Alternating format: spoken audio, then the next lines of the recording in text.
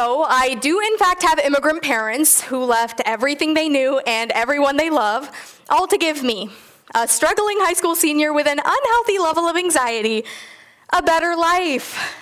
No pressure at all. I definitely don't have any unresolved issues stemming from deep-rooted childhood memories. While I empathize much more with my parents now, sometimes I wondered what it would be like if I had different, probably white, gentle parents. And soon the answer to the collective prayers of all of Gen Z came from the heavens, aka a TikTok trend about a shiny new parenting style that gave us a shred of hope. So today, we'll unpack the roots of gentle parenting, then seek to understand some opposing perspectives, before finally holding hands while we reconcile various types of parenting. So let's get into gentle parenting from the perspective of a daughter of immigrants. In the 1920s, before it had its name, gentle parenting was simply an empathy and respect-forward method of parenting. In the 50s, Dr. Magda Gerber theorized that kids are whole beings from birth and should be treated as individuals. Finally, in the 60s, psychologist Diana Baumrind distinguished three groups of parenting: permissive, authoritarian, and authoritative. Permissive parents set inconsistent or non-existent boundaries that lead to spoiled children. Authoritarian parents are rigid, harsh, and demanding, but they aren't always physically abusive. And finally, authoritative parents set firm boundaries and make situational decisions to be harsh or soft. Unlike permissive parents, they don't sacrifice rules for responsiveness. But they aren't restrictive or intrusive like authoritarian parents either. It sounds like the perfect balance. And according to Britannica, no new broad types of parenting have arisen since Baumrind's study. Every style of parenting falls within one of these three categories. But new terms and trends are a testament to the fact that parenting is constantly evolving. In 2015, Sarah Ockwell-Smith wrote a book called The Gentle Parenting Book: How to Raise Calmer, Happier Children from Birth to 7. Her book set the stage for modern-day authoritative parenting, otherwise known as gentle parenting. According to Dr. Nanak Kaur, a psychologist and family therapist, gentle parenting sought to foster a mutually respectful dynamic between parents and children. Chaz Lewis, an educator, states that gentle parenting focuses on a connected and collaborative approach to parenting rather than control and fear-based methods. Put simply by Cleveland Clinic, gentle parenting relies on empathy, understanding, and respect. But the true meaning of gentle parenting has been disputed heavily by generations of parents. Because as easy as it is to wrap up parenting with a pretty bow, as easy as it is for kids to pedestalize everyone's choices but their own mom and dad's, and as easy as it is to judge, it's also easy to forget that parenting isn't a science. Recently, gentle parenting made its way onto TikTok and Instagram Reels, where it quickly garnered support from Gen Z, millennials, and second-generation immigrants like me. But just like any trend, as soon as the fans arrived, so too did the haters. Let me take you through a TikTok posted by Megan Grave with 1 million likes about why gentle parenting doesn't work. Because the best parenting advice comes from people who post their children's names and faces online, obviously. This is Theo, the usual problem child in Megan's content. I scoured her page for her older daughter's name, but she only really yells at Theo, so let's just call this one Lucy. Lucy's really mad because Theo keeps knocking down her things, pulling her doll's hair, and standing in her bucket. Lucy goes absolutely feral.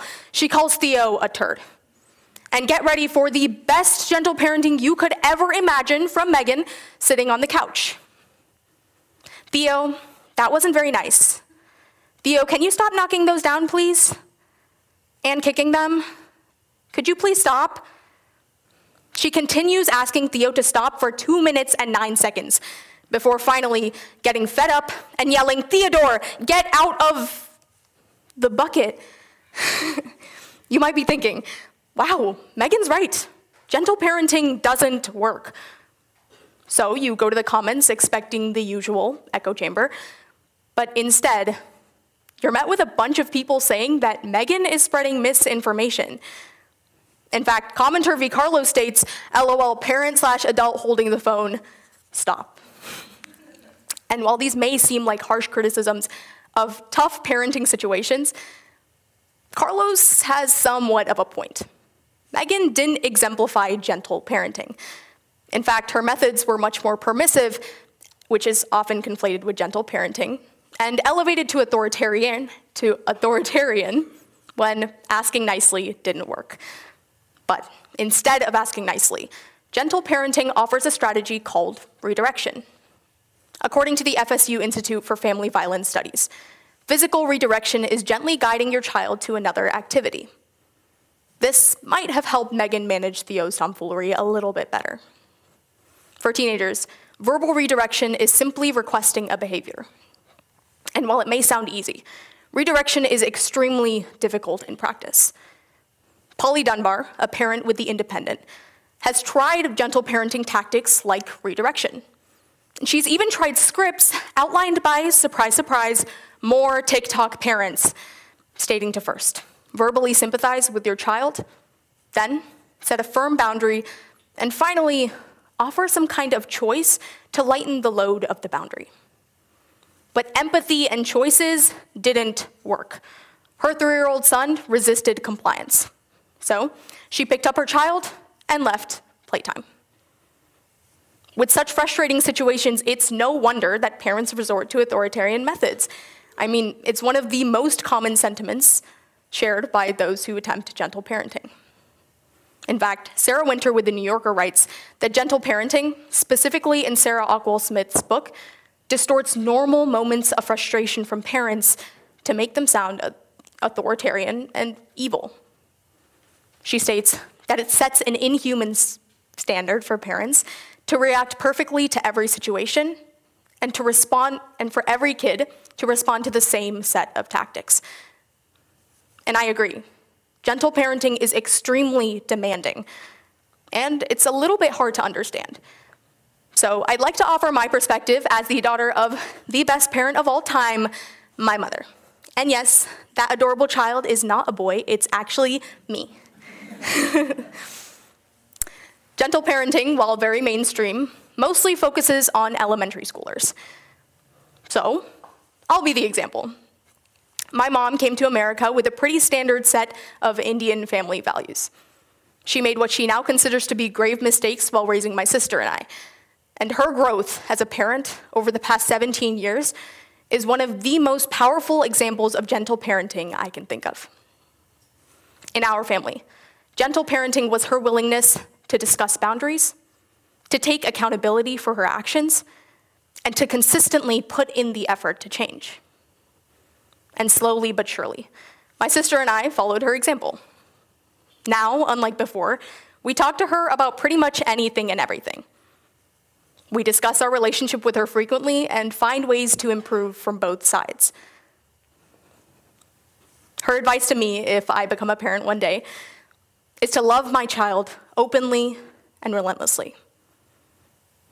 And what I hope you also take away from her perspective is that gentle parenting isn't a clear-cut method. It's for any parent, authoritarian or permissive, imperfect and human, at any point in time.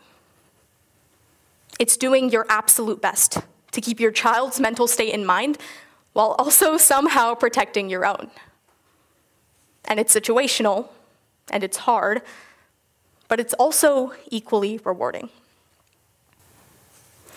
Every example that I've showed you so far is from parents of toddlers, but I urge you to consider the long-term impacts of gentle parenting a preteen, or a teenager, or even a college student. And don't just take it from me. Take it from the American Association of Pediatrics, that states that gentle parenting reduces toxic childhood stress by normalizing emotions.